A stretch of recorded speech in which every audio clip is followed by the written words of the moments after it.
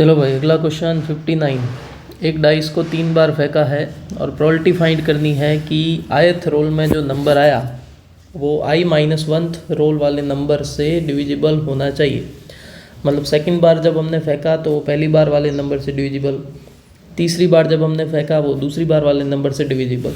ठीक है, तो ऐसे तो पहले टोटल आउटकम्स लिख लो, क्योंकि प्रोबेबिलिटी में हमेशा पहले टोटल आउटकम्स लिखने हैं।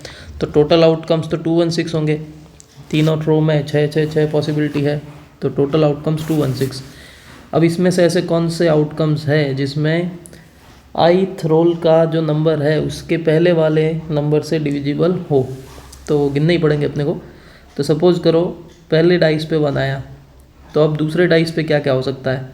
मतलब दूसरे डाइस का मतलब जब हमने दूसरी बार फेंका वो वाले पे, तो 1 भी हो सकता है, 1 से डिविजिबल। 1 के बाद 2 भी हो सकता है, 1 के बाद 3, 1 के बाद 4, 1 के बाद 5, 1 के बाद 6, ये सब हो सकते हैं। अब अगर दूसरे डाइस पे 1 है तो वापस तीसरे वाले थ्रो में 1, 2, 3, 4, 5, 6 सारे नंबर हो सकते हैं। सारे नंबर 1 से डिविजिबल है, यानी ऐसे आउटकम्स हो गए टोटल 6। 2 वाले केस में 2, 4, 6 यानी टोटल बनेंगे 3 आउटकम। 3 में 3, 6, 2। 4 में खाली एक ही नंबर है 4, 5 में खाली एक ही नंबर है 5, 6 में खाली एक ही नंबर पॉसिबल 6, यानी 1, 1, 1। ठीक है, अब सपोज करो पहली बार में 1 नहीं आया, 2 आया। 2 आया तो दूसरी बार में क्या क्या पॉसिबल है 2 के साथ, 2 पॉसिबल, 4 पॉसिबल, 6 पॉसिबल। और तीसरी बार में 2 पॉसिबल, 4 पॉसिबल, 6 पॉसिबल। 4 वाले केस में खाली 4, 6 वाले केस में खाली 6, यानी 3, 1 और ये 1।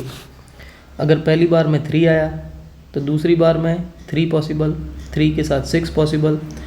पहली बार में 3 है तो दूसरी बार में 3 है तो तीसरी बार में 3 भी पॉसिबल, 6 भी पॉसिबल। 6 है तो खाली 6 पॉसिबल, यानी इस केस में 2 आउटकम, इस केस में 1 आउटकम।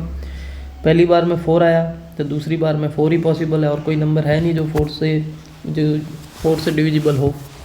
और तीसरी बार में भी 4 ही है, फिर 5, 5, 5 और फिर लास्ट 6, 6, 6, यानी इन तीनों का 1, 1, 1। तो अब टोटल गिन लो कितने हो गए, 6, 3, 9, 2, 11, 12, 13, 14, 17, 18, 19, 21, 22, 23, 24, 25।